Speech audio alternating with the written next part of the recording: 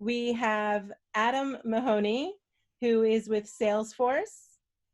Next up, we have Jessica Hahn.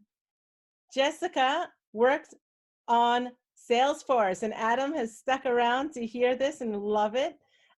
Jessica is completing her master's degree with us, as well as her Global IO Psychology certificate. And Jessica is a pianist, and she is a fluent speaker of Korean as well. And one of the things that I learned very nicely is if you want to know where to go in Barcelona, ask Jessica, because she has a network of Koreans who tell her where to go, and they find the best places. I've been taking students to La Pedrera, and I didn't know that right around the corner was not only a hotel, but one of the best bakeries in the world.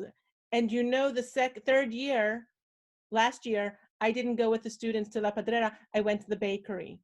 I appreciate it. I know where to go for travel advice and guidance. So thank you, Jessica. All right, guys, last but not least, my name is Jessica Hahn. I am a second-year student, like Dr. Glazer mentioned, and tonight I'm going to be talking about what an IO psychology practitioner should know about Salesforce. Last month, we heard from our wonderful speaker, Adam Mahoney, who has spent over a decade at Apple Corporate before transitioning into his role at Salesforce in 2016, where he currently holds an Employee Success Shared Services Manager position. He loves cars and he regularly volunteers with BMW Car Club of America. Salesforce is part of the computer software industry, and they're classified as a business-oriented computer software and software publishers.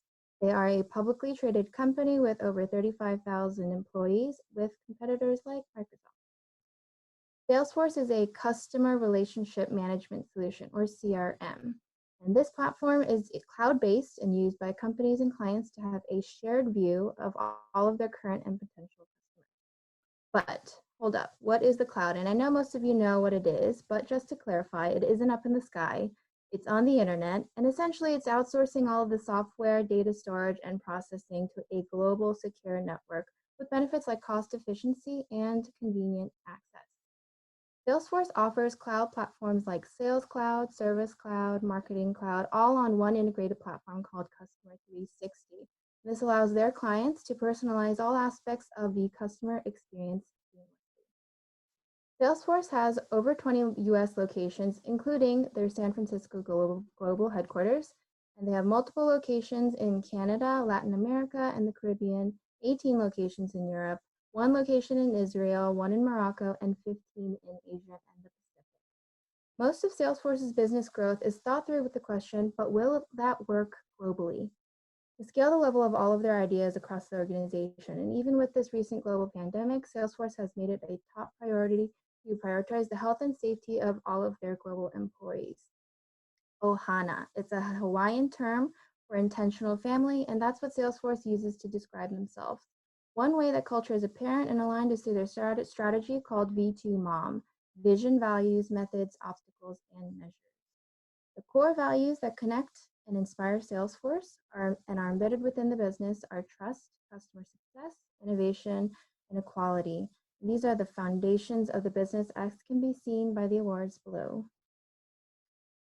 Some of the problems that I ran into, not in the presentation necessarily, but in the research that I found through Salesforce, was that tech giants were taking stances on certain social activist policies like gun control. In May of 2019, Salesforce laid out a new policy stating that clients who sell automatic and semi-automatic firearms would be barred from their technology. Now the question is, what kind of stance should tech giants like Salesforce take with sensitive and polarized topics like gun control?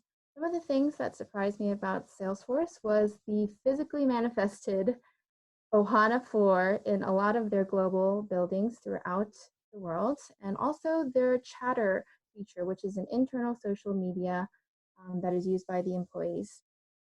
One of the lessons that I learned from Adam is that as an IO practitioner going into a company, many will not understand what I bring to the table. That means I've got to be flexible.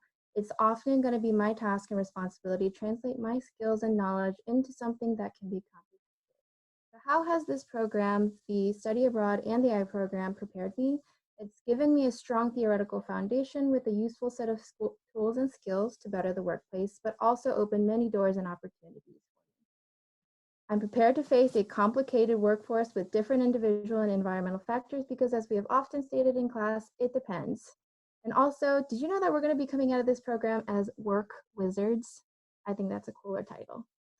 What else do I want to know about Salesforce? As a lot of you guys know, I love cross-cultural issues, and I think I would love to expand on how Salesforce is utilizing cross-cultural methods in their global and international offices, especially with expatriates. And to end, I think a big takeaway is not to forget the importance of culture within a company, not just the national and global or the work culture, but all levels and how they interact and influence each other. And I think Salesforce does a great job with this. And in light of the recent pandemic, I think we all know that our expectations don't always turn into our reality. But as IO practitioners, we learn to be flexible and work with the often messy reality that we are faced.